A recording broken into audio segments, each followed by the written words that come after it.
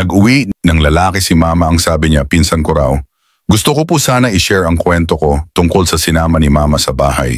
Na pinsan ko raw, ako po si Nancy. Nasa province kami nakatira, hindi ko na po sasabihin exact location, basta around Batangas. Nagtatrabaho sa isang canteen ang mama ko, barong-barong lang bahay namin. Magkakalayo ang mga kapitbahay at ang paligid namin panay-palayan.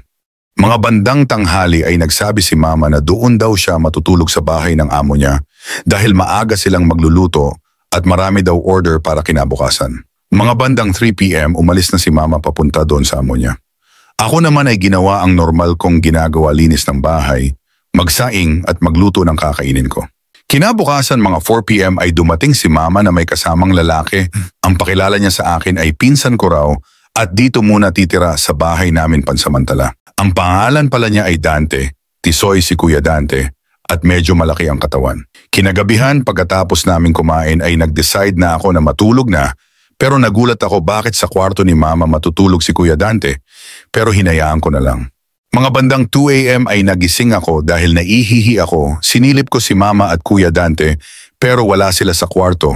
Pero hindi ko na pinansin kasi naiihi na talaga ako. Nung papunta na ako sa aming palikuran, nagawa lang sa pinagtagpi-tagping sako ay may narinig akong naungol kaya dahan-dahan akong lumapit. Sumilip ako sa butas ng mga sako. At doon, nakita ko ang mama ko at si Kuya Dante na nakahubad at nakatalikod sa kanya si mama na tila si Kuya Dante sa likod ni mama. Alam kong napansin ako ni Kuya Dante na nakatingin pero sige pa rin siya sa kay mama. Si mama naman ay tila sarap na sarap sa ginagawa sa kanya ni Kuya Dante. Nakita ko rin na si ni mama ang alaga ni Kuya Dante. First time kong makakita ng ganon, ang taba parang abot pusod ang laki. Kitang-kita ko si mama na enjoy habang labas-pasok sa bibig niya ang alaga ni Kuya Dante. Ilang saglit pa ay may tumalsik sa mukha ni mama na kulay puti. Ewan ko kung ano yon pero parang okay lang kay mama at nakangiti pa siya nung tumalsik sa mukha niya yon.